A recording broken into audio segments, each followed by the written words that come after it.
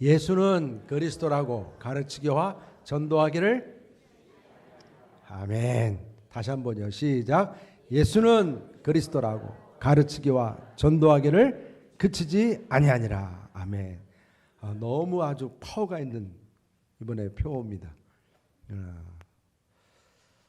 사도행전 말씀을 이렇게 읽어가다가 이렇게 받은 표어 말씀입니다. 그래서 본문이 5장 42절이에요. 다 참 암송 구절입니다. 이제 앞으로 또 올 한해 다 같이 한번 읽겠습니다. 시작. 그들이 날마다 성전에 있든지 집에 있든지 예수는 그리스도라고 가르치기와 전도하기를 그치지 아니하니라. 아멘.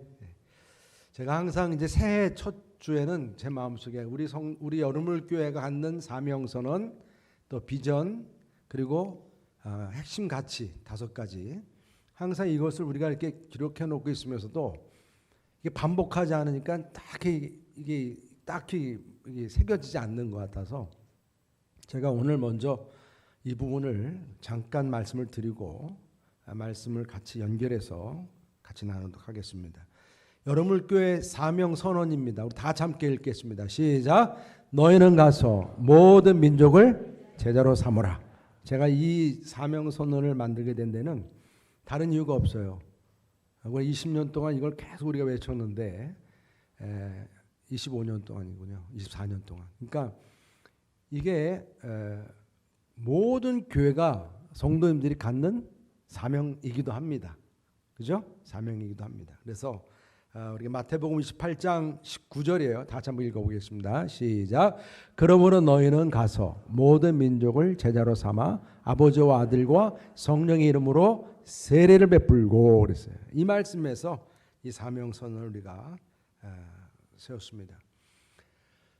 처음에 초대교회가 어떻게 만들어졌을까, 어떻게 세워졌을까, 항상 이런 궁금증을 우리가 가지고 있지 않습니까?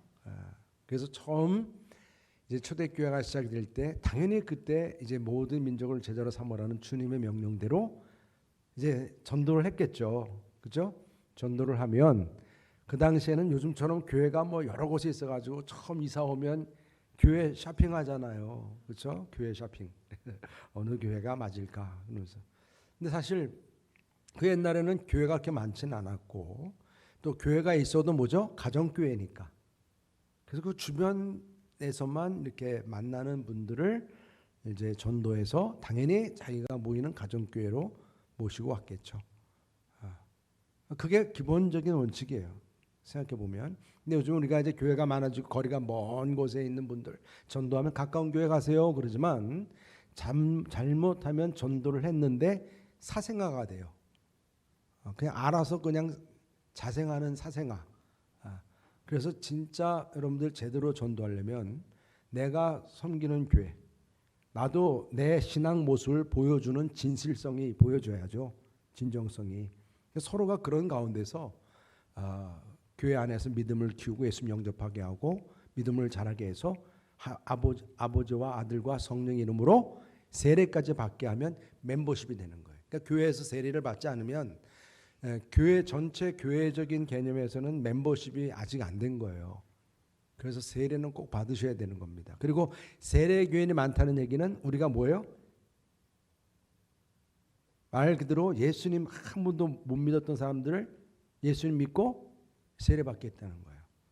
그러니까 여러분 올 한 해에 여러분들 꼭 한 명 꼭 여러분들 이상 전도를 하셔서 세례 받는 데까지 성공하시기를 축복합니다. 할렐루야. 네, 이게 사명. 네, 사명입니다. 그래서 이 사명을 우리가 꼭 명심하고 그 다음에 비전, 3가지 비전이죠. 우리 다 항상 주보에 나와 있으니까 첫 번째 비전 다 같이 읽겠습니다. 시작. 기도로 뭐 하는 교회? 네, 기도로 부응하는 교회. 그래서 골로새서 4장 2절 3절 다 같이 한번 읽어보겠습니다. 시작. 기도를 계속하고 기도에 감사함으로 깨어 있으라. 또한 우리를 위하여 기도하되 하나님이 전도할 문을 우리에게 열어주사 그리스도의 비밀을 말하게 하시기를 구하라. 내가 이 일 때문에 매임을 당하였노라. 전도할 문을 열어주신답니다. 기도가. 그리고 하늘의 놀라운 비밀을 깨닫게 해주신다는 거예요. 그래서 이러한 그 기대감을 가지고 우리는 항상 기도하는 삶을 살죠. 우리 여러분 교회는 특별히 우리 성경 말씀에서 간구, 기도, 도고, 중보기도죠. 또 감사 이런 말씀을 주면서 남성들이 손을 들고 기도하고, 그죠? 다음 세대들이 손을 들고 기도하고, 이러한 기도의 역사 일어난 교회가 되기 위해서 일종의 이 기도가 막연한 기도가 아니라 시스템이 되고 하나의 그 조직화가 된 그런 기도 사역이 되도록 중보기도 사역을 우리가 하고 있는 겁니다. 올해도 이제 이렇게 중보기도 사역을 감당하게 돼서 어제도 많은 우리 사역자들이 함께 모여서 합심해서 같이 기도하는 시간을 가졌습니다. 간증도 하고 정말 이 중보기도 만찬 정말 은혜스러워요. 정말 여러분 우리 교회가 이 기도 훈련을 시키기 위한 기도 학교가 있고 또 기도 학교에 수료해서 중보기도 사역에 참여할 수 있고 이제는 기도 사역도 그 코로나 이후로 온라인 사역도 이렇게 진행하게 돼서 이제 좀 더 이렇게 다양화되다 보니까 많은 분들이 동참할 수 있게 됐는데 여러분들 우리가 이 전도의 문이 열리고 올 한 해도 하나님께서 어메이징한 일 가정과 여러분들 사업터 여러분들의 인간관계 속에서 기이하고 놀라운 일들이 기도응답의 축복을 통해 우리 모두에게 주어지기를 주님의 이름으로 축원합니다. 이것이 나의 간증이 되길 원합니다. 여러분 기도로 부응하는 교회. 그 두 번째는 말씀을 가르치는 교회. 무슨 교회? 말씀을 가르치는 교회. 우리 디모데후서 2장 2절 다 같이 함께 읽어보겠습니다. 시작. 또 내가 많은 증인 앞에서 내게 들은 말을 충성된 사람들에게 부탁하라. 그들이 또한 다른 사람들을 가르칠 수 있으리라. 영적인 계보 4대가 나오는 말씀이죠. 그래서 가르칠 수 있으리라 그랬어요. 이거 말하자면 이 가르치는 것은 교회 학교에서만 하는 게 아니에요. 성인들도 성인 양육이 있어요. 그래서 저희 여러분 교회는 우리 성도님들을 섬기고 도와주고 또 신앙적으로 바로 서도록 또 영적인 리더십을 세우기 위한 그런 훈련 과정들이 있습니다. 그래서 새가족 모임부터 시작해서 새가족들끼리 모이고 또 그러한 그리스도인의 확신을 주는 확신반이 있고 1:1 제자 양육이 있어요. 1:1 제자 양육은 정말 제가 생각해도 너무나 대단한 것 같아요. 왜냐하면 일반 평신도들이 1:1 양육을 15주 동안 하거든요. 그러면서 성도로서의 아주 기본적인 영적인 자질을 세우는 아주 축복된 관계를 맺게 되는데 저희가 이 1:1 제자 양육을 수료하는 것을 전제로 집사직도 줘요. 물론 11주도 그렇지만 이 집사직이 그래서 우리 교회에서는 그런 차원에서 의미가 있어요. 다른 집사 교육 같은 거 이런 미리 준비시키는 훈련은 우리가 없어도 1:1 제자 양육을 통해서 기본적인 영적인 훈련을 받게 하고 또 성경을 신구약을 전반적으로 한번 훑어볼 수 있는 가운데서 바이블 칼리지나 크로스웨이 성경 공부도 우리가 있고 은사 배치 사역 세미나는 은사를 발견하는 것. 피플 퍼즐은 사람의 성격을 파악을 하고 서로를 파악을 해서 갈등을 최소화할 수 있는 그런 교육. 그리고 여수와 전도학교는 전도 훈련이에요. 기본적인 전도 훈련을 시킵니다. 또 중보기도학교는 기본적인 기도 훈련입니다. 제가 생각해서 너무 좋은 것 같아요. 이런 기도 훈련들. 그리고 마더와이즈 이번에도 마더와이즈도 올해도 열리리라고 생각이 됩니다. 또 여름을 제자 훈련. 제자 훈련 공부가 사실 상당히 중직을 세우기 위한 그런 과정이긴 한데 그래도 여러분들 이런 훈련들이 다 우리들에게 크게 도움이 되는 훈련들이고 더 어떻게 봉사를 할 수 있을까 더 어떻게 주어진 삶을 감당할 수 있을까 그 길을 알려주는 그런 훈련들입니다. 그리고 세 번째 비전은 무엇이냐면 복음을 전파하는 교회. 다 한번 읽겠습니다. 시작. 복음을 전파하는 교회. 우리 디모데후서 4장 5절 다 같이 읽어보겠습니다. 시작. 그러나 너는 모든 일에 신중하여 고난을 받으며 전도자의 일을 하며 내 직무를 다하라. 우리 머릿속에 구조가 이제 구조화되어야 됩니다. 우리 여러분 교회 성도면 이제 이 기본적인 사명과 이 비전이 딱 구조화되어 있어야 돼요. 우리 교회는 말씀을 가르치고 복음을 전하고 기도하는 교회구나. 이게 뭐 우리 교회뿐이겠습니까? 제가 이거 성막에 이 성소에서 나온 이 비전이거든요. 지성소로 가기 위해서 그 성소에 있는 떡상과 금촛대와 금양로를 통과하는 것처럼 이 세 가지 비전은 중요한 것이다. 그래서 우리는 이제 새해가 시작이 되면 여러분들은 이제 우리는 또 내가 섬길 영혼 VIP, 여러분들은 항상 기도하셔야 됩니다. 네. 이거 손 놓으면 안 돼요, 여러분. 이건 중요한 축복에 올리기 때문에.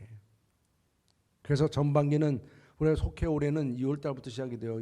설달 때문에. 그래서 스몰그룹 모임을 통해서 바로 이제 속해 초청 잔치 준비가 들어가고, 항상 속해 모임은 새로 누가 왔을 때를 위한 이 공간과 그런 여건 환경을 만드는 속해가 돼야 합니다. 속해가 이렇게 닫힌 속해가 되면 안 돼요. 누구든지 올 수 있는 속해가 되도록 해서 이제 전반기에는 속해 초청 잔치, 후반기에는 전 교인이 전도해서 VIP를 초청해 오는 새생명 초청 잔치, 그리고 총동원 전도, 그리고 여르고 전도대원들은 매일 전도.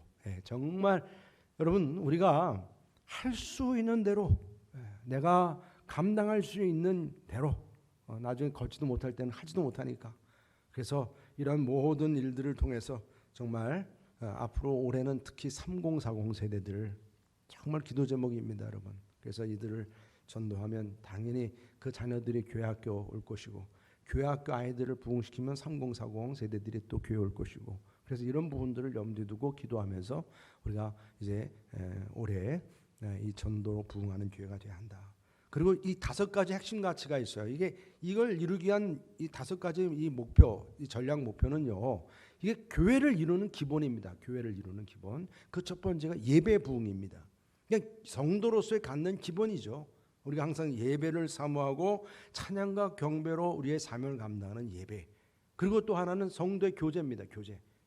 코이노니아예요. 코이노니아를 통해서, 그래서 이 코이노니아는 전체 성도님들이 예배를 드리는 이 부분도 있지만 스몰그룹을 모여야 이게 가능해지니까 우리가 속회도 모이고 사역팀들도 모이고 또 선교회도 모이고 다 이게 스몰그룹 모여서 소속감도 갖게 하고 서로 같이 교제도 이루게 하고, 그렇게 합니다. 1:1 양육도 그 1:1 관계죠. 그래서 우리 교회가 그렇게 참 어떻게 보면 양날개예요. 스몰그룹과 1:1 양육과 몸통 예배, 이렇게 비상하는 그런 교회로서 나아가길 바라는 항상 소망이 있습니다. 그 다음에 양육의 부흥이에요. 그러니까 예배와 교제와 양육이 항상 끊임이 없어요. 이게 중요한 것입니다. 그 다음에 사역의 부흥입니다. 그러니까 우리 하나님의 말씀을 공부하고 훈련받았으면 우리가 영적인 비만에 걸리면 안 돼요. 그냥 성경 말씀을 많이 아는데 그래서 어떡하라고요? 내가 많이 알아서 어떡하라고요? 그냥 살만 찌는 거예요? 그게 아니라는 얘기죠. 이젠 그걸 자꾸 태워야죠. 운동이 그런 거 아니겠습니까? 내가 먹고 에너지를 집어넣었으면 이걸 태워가지고 발산을 시켜서 더 내 몸을 건강하게 만드는 작업이 이게 사역이에요. 교회에서도 그래서 이 사역이 정말 이게 부흥해야 합니다. 여러분, 올해도요, 여러분 교회에서 보면 알게 모르게 알지 못한 데서 봉사하는 분들로 인해서 우리 교회가 이렇게 움직여가는 걸 여러분들이 꼭 아셔야 돼요. 매주마다 토요일날 청소팀들, 올해도 청소팀들이 잘 구성이 되길 원합니다. 선교별로도 이렇게 수고 많이 하시는데 청소도 하시죠. 또 주방에서는 주방팀들 봉사하시죠. 이렇게 또 여러 가지 각 사역별로 교회학교든 찬양대든 각 사역팀들 열심히 사역을 하십니다. 여러분도 올해도요, 내가 정말 가지고 있는 나의 은사, 능력, 나의 이런 모든 여건을 두고 어디 가서 뭔가 교회를 위해서, 하나님 나라를 위해서 섬길까, 사역을 할까? 여러분들 함께 여러분 마음속에 그러한 결단과 은혜가 있기를 축복합니다. 나중에 가면요, 하고 싶어도 못해요. 그냥 할 수 있을 때 하는 게 복입니다, 여러분. 은혜입니다. 은혜예요. 그리고 마지막에 전도의 부흥. 그래서 올해 표가 이 전도 관련된 게 왜 그러냐면 5년으로 이게 계속 지금까지 돌아. 제가 담임 2000년도에 하면서 이 5가지 목표를 계속 매년 표로 이렇게 잡아왔습니다. 첫째는 예배, 그다음에 교제, 그다음에 양육, 그다음에 사역, 그다음에 전도. 그래서 올해 전도. 작년도에는 사역이었죠. 그래서 이렇게 계속 내년도에는 또 예배. 이런 식으로 해서 이게 5개년으로 계속 돌아가는 게 왜 그러냐? 이렇게 반복하고 돌아가면서 끊임없이 우리의 이 통이 말입니다. 계속 다져지고 세워지고 부흥하기를 원하는 마음이에요. 여러분, 그래서 올해 이렇게 전도의 해로 이렇게 세워놨으니까 뭐 여러분들 특별하게 뭐 다른 특별한 뭐 많은 것을 만들어지는 건 아니지만 우리의 마음속 깊이 올해는 내가 꼭 한 명 이상 전도해야 되겠다. 이거 쉬워요, 어려워요? 매번 얘기해도 돼요, 안 돼요? 정말 안 돼요. 쉽지 않아요. 그렇지만 한번 또 우리가 결단하고 이건 손 놓으면 안 돼요. 한번 여러분들 이제 작업을 하셔야 돼요. 작업을 하셔야 됩니다. 다시 한번 우리 5장 42절 한번 읽어보겠습니다. 5장 42절 시작. 그들이 날마다 성전에 있든지 집에 있든지 예수는 그리스도라고 가르치기와 전도하기를 그치지 아니하니라. 이 한 절 말씀인데 제가 너무 은혜가 되는 거예요. 제가 오늘 여러분들에게 이 말씀을, 이 한 절 말씀을 육하원칙으로 말씀을 드리려고 그래요. 누가 언제 어디서 무엇을 왜 어떻게 했나? 왜? 이 부분이에요. 여러분 누가 그들이 누구냐? 아니에요. 그들이. 여러분 여기서 그들이 날마다 성전에 있듯이 그들이 누굴까? 성전에 그 옛날 그 초대교회 당시에 누굴까? 이들은요 다른 이들이 아닙니다. 예수님을 직접 따라다녔던 사람일 수도 있고 아니면 예수님 따라다니다가 어떻게 된 거예요? 예수님 십자가에 달리시는 모습을 목격한 이들도 있고 부활하신 예수님을 바라본 이들도 있고 여러분 예수님께서 부활하실 때 또 그뿐만 아니라 다시 또 예수님이 어떻게 해요? 40일 동안 계시다가 승천하셨을 때 그 예수님을 바라본 이들이 500여 형제라 그랬단 말입니다. 예수님께서 그들에게 뭐라 그랬어요? 예루살렘에 내가 다시 성령으로 임할 때까지 기다리라. 그 기도하라고 그랬는데 그 기도한 사람들은 오순절 마가다라 방에 몇 명이었어요? 120명. 500명 중에 120명. 그러니까 여러분 이러한 이들을 우리가 생각하게 하는 거예요. 그렇지. 또 그리고 이 예수님을 직접 보지 못하였어도 예수님을 사도 바울처럼 들었든지 체험했던 사람들이 있었던 거예요. 그들이 지금 성전에서 아니면 가정에서 지금 모이는 이들이 있었다는 얘기죠. 초대 그리스도인들의 모습이에요. 예수님의 십자가의 사건, 부활 사건. 그리고 그 예수님이 바로 누구라는 거예요? 그리스도, 메시아라는 거예요. 이 사실을 체험한 그들입니다. 그들이 무엇을 믿었습니까? 무엇을? 바로 예수는 그리스도라고 믿었다는 거예요. 여러분 우리는 예수 그리스도니까 이게 그냥 하나로 그냥 된 이름이라고 생각이 되지만 여러분 예수는 그리스도입니다 하시다가 그냥 잡혀가고 박해당하고 순교하는 사람들이 초대교회에 많았어요. 이걸 여러분들이 아셔야 돼요. 예수는 그리스도입니다. 이게 복음의 핵심이기 때문에 그래요. 세례 요한, 베드로, 제자들 모두가 사도 바울도 그들의 핵심 가치고 핵심적인 복음의 메시지는 예수 그분이 십자가에 죽으신 예수 그분이 바로 우리의 메시아. 그 당시에 구약시대 때 그들이 그렇게 기다렸던 메시아 구원자 바로 그리스도이시다.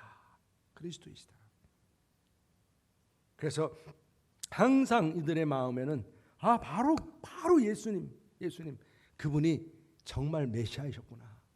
오죽해 사도 바울은 다소의 고향에서 10년 동안 직구하면서 예수님의 그리스도라는 사실에 대해서 그냥 그가 가지고 있었던 모든 구약적인 지식을 다 총망라해서 그는 이 서신서를 쓸 만큼의 그 분량의 예수는 그리스도라는 메시지를 만들어낸 거 아닙니까? 그렇다면 그 예수는 그리스도를 어떻게 증거했습니까? 가르치기와 전도하기로 가르쳤다. 그렇게 전했다는 겁니다. 가르치는 것과 전도하는 방법으로. 그래서 하나님 말씀을 가르치고 전도하는 것이 이게 여러분 초대교회 당시 때 예수는 그리스도라는 복음을 전하는데 중요한 방법이었다는 얘기예요. 나는 가르치는 은사가 없는데요. 교사만 가르치죠. 왜 내가 그걸 합니까? 아니에요. 저는 여러분 다 이 신앙의 선조들 할머니 할아버님들 경험 있으신 분들은 아마 그분들이 많이 논리적인 논리학을 배웠나요? 수학을 배웠나요? 국어를 몰라도 그분의 입을 통해서 예수는 뭐예요? 그리스도라고. 그 어르신들이 가르쳐 준 거를 그렇게 자녀들이 배워서 지금까지 이렇게 내려온 거 아니겠어요? 여러분 빌립 전도자가 사도 사마리아에서 그냥 부흥이 일어났어요. 그가 전도하는 일이 얼마나 역사했는지 부흥이 일어났어요. 말 그대로 진짜 낚시하는 사람 입장에서는 정말 물고기 진짜 많은 곳에 그냥 하나님이 보내셔가지고 막 전도가 됐던 상황인데 갑자기 성령께서 빌립에게 얘기했습니다. 너 빨리 광야로 가라. 아니 예수님, 아니 성령님, 내가 지금 여기서 지금 전도를 이렇게 많이 하고 있고 이렇게 많은 사람들 다 전도해야죠. 사람도 없는 광야로 내가 왜 갑니까? 이렇게 토달지 않았어요. 성령께서 그냥 명하시니까 바로 그 모든 걸 접고 광야로 갔어요. 갔더니 누굴 만났습니까? 수레를 타고 에티오피아, 아프리카 간다게 4시가 말하자면 요직이죠. 나라로 말하면 비서실장 같은 요직이에요. 그런 사람이 일 보고 돌아가는 길에 책을 읽고 있는데 보니까 성경책이에요. 구약의 말씀, 이사야 말씀. 짐 지고 가는 자, 채찍 맞는 자. 누구냐 이 사람이? 이게 이사야냐? 뭐 우리의 죄를 짊어지고 채찍 맞는 자가 이렇게 있는데 이게 이사야냐? 막 궁금해하고 막 고개 까딱까딱거리고 있을 때 빌립이 가서 성령께서 이 사람 만나라고 그런 거구나. 뭐라고 그랬어요? 그 말씀을 하나하나 가르쳐 준 거예요. 바로 그분이 이사야가 아니고 십자가에 못 박혀 죽었다 부활하신 예수 그리스도이십니다. 예수님을 믿으십시오. 그러면 구원을 받습니다. 바로 그 자리에서 예수님 영접하게 하고 세례 주고. 여러분 이러한 역사가 일어나는 거예요. 이게 바로 우리가 이 초대교회 당시에 예수는 그리스도라고 하는 이 말씀을 가지고 그것을 가르치고 전도하는 방법을 썼다는 거예요. 여러분 지금도 동일한 줄 믿으시기 바랍니다. 여러분 우리는 예수는 그리스도라고 하는 이 귀한 복음의 메시지가 여러분들의 입술을 통해서 가르쳐지고 여러분 입술을 통해서 전파가 되기를 주님의 이름으로 축복합니다. 여러분. 그리고 예수는 그리스도라는 복음이 어디에서 가르쳐지고 전도됐나요? 오늘 말씀 보니까 성전에서든지 집에서든지라고 말씀하고 있습니다. 그러니까 이들 여러분 처음에 이 초대교회가 어떻게 시작이 됐을까? 저도 궁금했어요. 처음에는 성전에서 시작된 거예요. 유대인 성전에서, 예루살렘 성전에서. 다시 말하면 그 구약시대 때 그 어둡고 캄캄했던 시대에 하나님도 떠나고 하나님 말씀도 없고 침묵의 시대에 말입니다.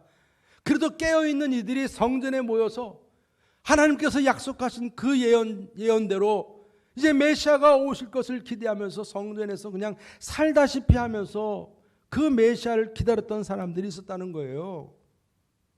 그러다가 아기 예수님이 성전에 들어와서 성경 말씀 여러분 기억나시죠? 아기 예수님이 성전에 들어왔어요. 그 아기 예수를 누가 만났어요?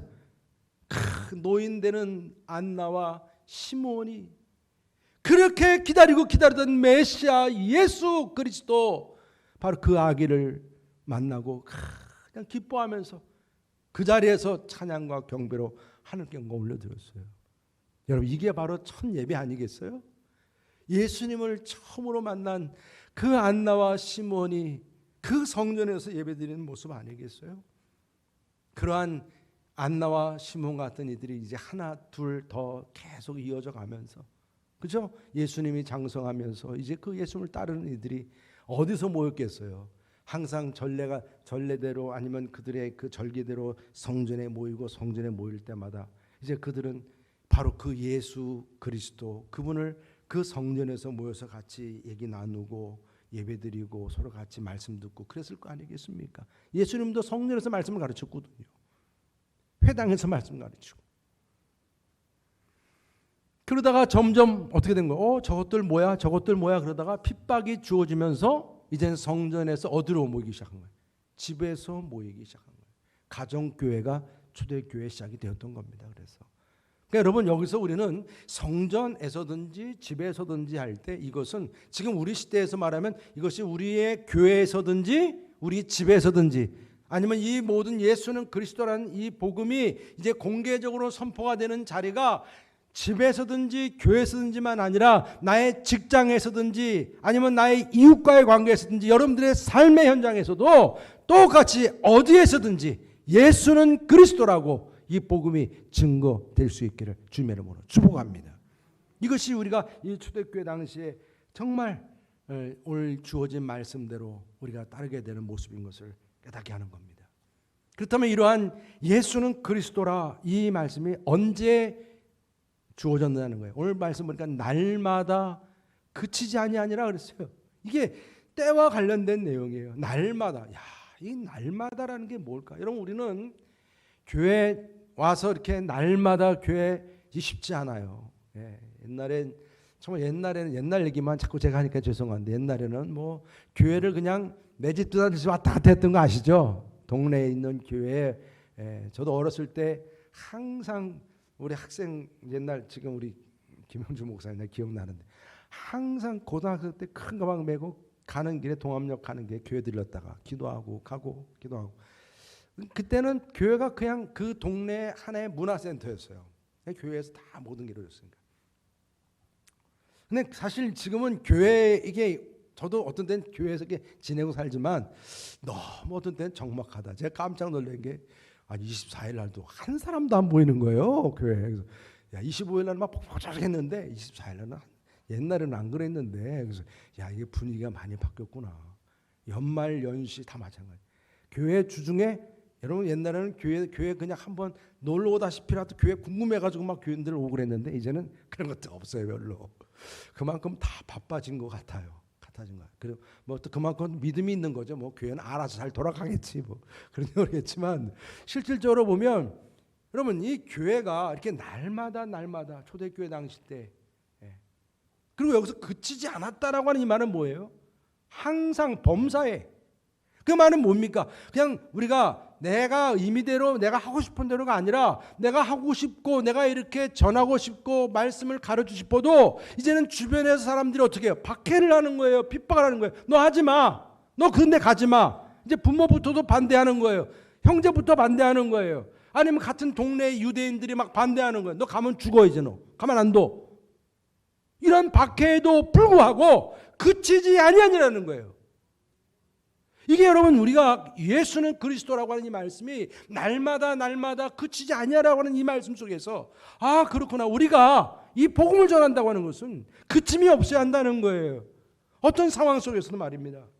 여러분, 정말 오늘 우리에게 주어진 말씀을 통해서 날마다 그치지 아니하였다고 하는 이 메시지가 여러분들의 삶 속에서도 언제 어디서든지 여러분들 삶 속에서 예수는 그리스도라고 증거할 수 있는 저와 여러분 되시기를 주님의 이름으로 축복합니다. 그렇다면 왜 예수는 그리스도라고 가르치고 전도해야 하느냐는 거예요. 왜? 여러분, 이들이 그렇게 정말 그치지 아니하고 그렇게 복음을 전할 정도로 이들은 그의 마음 가슴 깊이 이제 예수님, 그분이 나의 주, 나의 하나님, 그리스도라는 사실을 체험하게 된 줄 믿으시길 바랍니다. 이건 성령님의 역사, 그 역사를 통해 체험한 것도 있지만, 이들이 뿔뿔이 흩어져 가지고 있을 때 부활하신 예수님께서 이들을 다 하나씩 다 만나셨잖아요. 심지어는 그 부인했던 베드로에게 말입니다. 오셔서 네가 나를 사랑하느냐. 3번씩 부인했으니까 3번을 물어봐. 네가 나를 사랑하느냐. 네가 나를 사랑하느냐. 사도 바울이 완전히 꺾어져 버렸어요. 꼬꾸라져 버렸어요. 이러한 체험과 이러한 경험 속에서 이들이 이제는 다시는 내 삶은 이젠 그럴 수 없다는 거죠. 내 생명의 주인 되시고 예수님은 나의 길이요 진리요 생명이 되시는 분이시다. 다시는 내가 그분을 버리지 아니하리라. 그리고 그렇게 예수님은 그리스도라고 박해에도 불구하고 말입니다. 여러분 생각해 보세요. 어떻게 이게 복음 전파가 가능했겠어요? 쉽지가 않죠. 어떻게 보면 우리는 이해할 수 없는 부분이 있는 거예요. 왜냐하면 이 사람들의 삶의 어떤 그 맥락을 보면요, 이해할 수가 없는 거예요. 왜? 아니, 이들은요, 예수님께서 십자가를 지고 죽겠다는 얘기하니까 베드로부터 아유, 그러면 안 됩니다. 하나님이 왜 예수님이 그렇게 되면 안 되죠. 왜냐면 자기들의 그 성공 줄이 끊어지면 안 되잖아요. 생각은 항상 머릿속에는 이들은 유대인들이 가지고 있는 그 이기적인 생각들이 가득 차 있었기 때문에, 아, 예수님은 잘 돼야지, 그래야 나도 잘 되지. 그러니까 심지어는 예루살렘 들어가니까 자기들끼리 뭐하고 싸웠어요? 누가 1등 할 거냐고 싸운 거예요. 너는 영의정하고 나는 좌의정하고 막, 그러니까 나는 왜 너만 1등해? 나도 해야지. 막 그러고 그거 가지고 싸웠다니까요. 예수님께서 얼마나 답답했겠어요. 내가 가는 길은 좁은 길이고 죽으러 가는 길인데, 죽으러 가는데 1등 하겠다는 게 아니에요. 이 사람들은 구데타 해가지고 이제 왕 되면 자기들이 영의정 좌의정 하겠다는 그 생각만 지금 머릿속에 차 있는 거예요. 이게 참 우리들의 모습과도 같아요. 욕심이 가득한 거죠.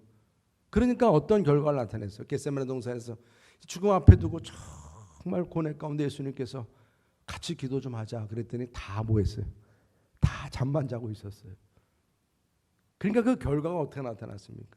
예수님께서 그렇게 정말 이제 핍박을 받게 되는 그 현장은 따라가지도 아니하고 다 뿔뿔이 흩어져 버렸고, 그나마 사도 베드로는 그래도 조금 떨어진 곳에 있었는데 예수님 아는 사람이라 했더니 그 자리에서 바로 어떻게 했어요? 예수님을 3번씩이나 욕하고, 요즘 말로 표현하면 쌍욕을 한 거예요. 저주를 했습니다. 저주를. 가룟 유다의 죄나 베드로 죄나 다름이 없습니다. 이게 지금 제자들의 모습이었어요. 그러니까 그때 모습이 지금 그대로라면 이들은 지금 신체적인 피해를 생각을 해서 자기들에게 닥칠 위험을 생각해서 그냥 예수님과는 아무 관계가 없다는 그런 모습처럼 그냥 조용히 숨어 있으면 되는 거예요. 누가 뭐라고 안 그럽니다, 여러분. 그런데 자기에게 주어지는 엄청난 해함을 아랑곳하지 아니하고 사람들이 많이 모이는 성전에서든지 집에서든지 과감하게 공개적으로 예수는 그리스도라고 선포하고 다녔다는 것입니다. 여러분, 그것은 이것으로 인해서 자기들이 어떤 핍박을 받게 될지 이건 개의치 않는다는 거예요. 이제는 공개적으로 지금 정말 상식적으로 생각해 보면 지금 예수님이 지금 계시지도 않다고 그러면 그냥 숨어 있어도 상관없는 일이에요. 누가 뭐라고 그래도 상관없어요. 그런데 오히려 지금 그런데 예수는 그리스도라고 아주 당당하게 이렇게 증언할 수 있다는 것은 그만큼 이들이 부활하신 예수님을 만난 체험과 그 오순절에서의 성령의 역사가 이들을 이렇게 변화시키게 된 줄 믿으시길 바랍니다, 여러분. 이게 변화된 거예요. 여러분, 우리들에게도 이러한 변화가 중요한 줄 믿으시길 바랍니다. 십자가에서 예수님께 죽게 되었을 때 이용 가치가 없어 이제 더 이상 따라도 소용이 없어 그렇게 뿔뿔이 흩어졌던 그들이 말입니다. 부활하신 예수님 만나고 성령의 그 체험을 받고 나니까 전 존재가 변화가 된 거예요. 변화가 된 거예요. 그러니까 이제는 어떤 핍박이나 박해가 주어져도 이제는 더 이상 부정할 수 없는 믿음이 주어졌어요. 그래서 산헤드린 그 공회에 막 그냥 끌려가가지고 투옥도 당하고 이들이 신문도 당하고 말입니다. 그러나 그들의 입술에서 나오는 진술은 변함이 없었어요. 너희들이 십자가에 못 박아 죽인 예수를 하나님께서 다시 살리셨다. 그분이 바로 그리스도가 되게 하셨다. 예수가 바로 그 그리스도이시다.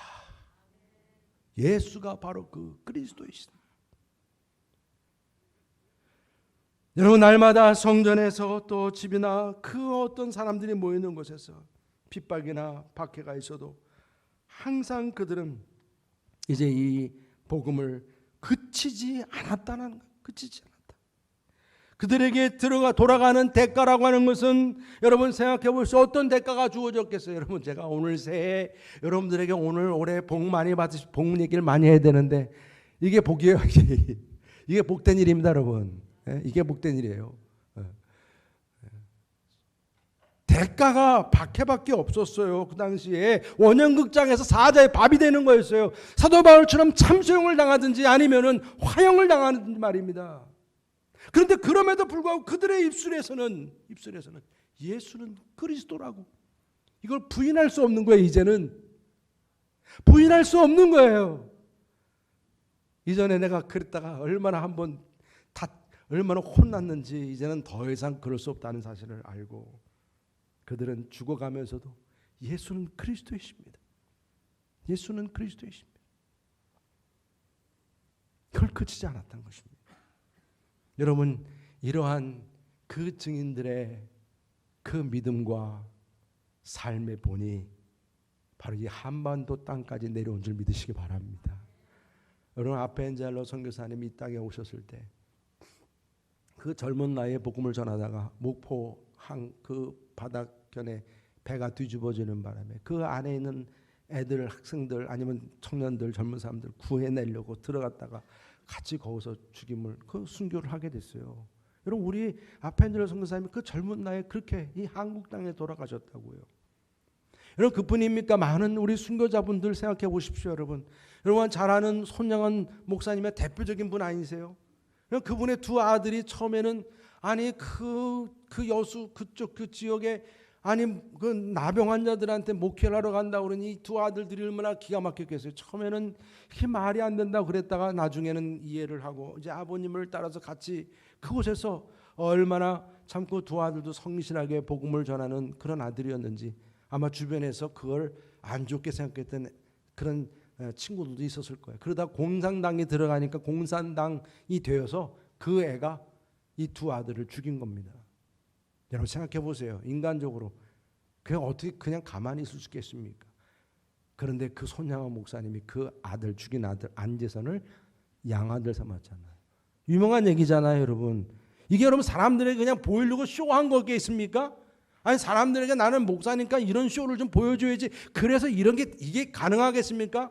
아니에요, 여러분. 예수는 그리스도라고 하는 이 분명한 믿음 안에서 이 손양원 목사님은 그 아들을 양자 삼았고 그 아들 안지선이 나중에 목회자가 된 줄 믿으시기 바랍니다, 여러분. 정말 이러한 그 역사가 바로 그치지 않은 역사 속에서 우리 한반도 땅까지 왔고 지금 이 시간까지 온 거예요. 여러분 오늘 우리는 이번 올 한 해 이 표 말씀을 여러분들이 기억하시면서 정말 초대교회 제들처럼 날마다 성전에서든지 집에서든지 여러분들의 직장에서든지 아니면 이웃집과의 관계에서든지 인간관계 속에서든지 예수는 그리스도라고 가르치고 전파기를 그치지 아니하는 저와 여러분 우리 모두가 되시기를 주님의 이름으로 축복합니다. 승리하시기 바랍니다. 오늘 이 시간에 다 같이 나 주님의 길을 가리라 이 찬양 말씀을 생각하시면서 올 한 해 정말 우리가 이 귀한 이 전도자의 길을 가는 길 그치지 아니할 길 이 길을 위해 승리케 해달라고 함께 우리 찬양하면서 결단합니다.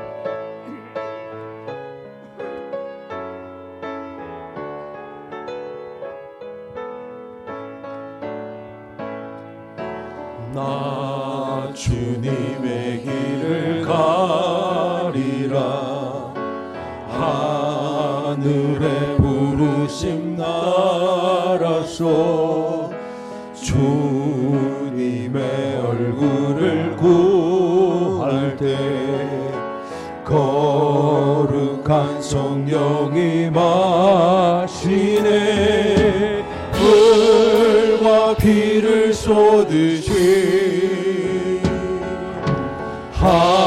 하나님의 어린 양 주님 사랑합니다. 오 주여 나를 보내소서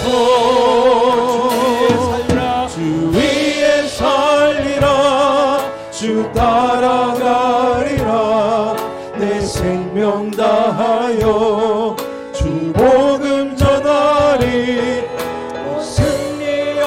승리하리라 그날은 오리라 난 결코 돌아서지 않으리 주 위에 살리라 주 위에 살리라 주 따라가리라 내 생명 다하여 주 복음 전하리 곧 승리하리라 그날은 오리라 난 결코 돌아서지 않으리. 이 후렴 부분 찬양은 몇 번 불러도 그냥 정말 가슴을 치는 말씀입니다. 여러분 저는요 여러분들이 정말 대단해요. 왜 대단하게 보이는지 아십니까? 오늘 말씀처럼 끝까지 주님을 위해 가리라 이러한 결단 이러한 분명한 이 종착점을 다 같이 공유한 분들이기 때문에 그래서 대단하다고 생각해요. 아닙니까? 여러분 생각해 보세요. 평소에는 우리가 하루 세 끼 먹고 편하게 그냥 서로를 막 잘 살기 위해서 막 열심히 살지만 한번 전쟁 뻥 터져봐요. 여러분들 가운데서 막 어떻게 해야지? 총 들고 나갈 사람이 있어요 없어요? 나는 불러주지도 않을 거지만 나가려면 나가죠. 나도 그렇게 되는 거 아니에요 여러분? 목숨 걸고 나가는 거예요. 근데 여러분 우리가 예수님을 위해서 주님을 위해서 내가 복음을 전하기 위해 살아가는 우리의 종착점이 오늘 순교자들의 이야기처럼 우리가 그러한 상황이 된다면 여러분들 언젠간 내가 가지고 있는 모든 것 다 내려놓고 주님의 나라를 위해 주님을 위해서 내가 죽기까지 내가 주님의 복음의 전선에 싸워야 할 사람들 아닙니까? 아멘 안 하세요? 맞죠 여러분? 저도 그렇습니다 여러분. 지금은 이렇게 다 이렇게 정신없이 살지만 언젠간 주님을 위해서 내가 모든 걸 내려놓고 그냥 주님을 위해서 내가 죽기까지 내가 헌신하리라. 그렇게 여러분 저는 그런 한 분 한 분을 생각하니까 너무 대단해 보여요. 옆에 분들 한번 축복하세요. 정말 대단하십니다. 이렇게 올 한 해도 신앙생활 하시게 돼서 대단하시죠. 또 여러분들 끝까지 여러분들 승리하시기를 축복합니다. 오늘 피오 말씀처럼 예수를 그리스도라고 가르치고 전도하는 그런 귀한 축복이 있길 바랍니다.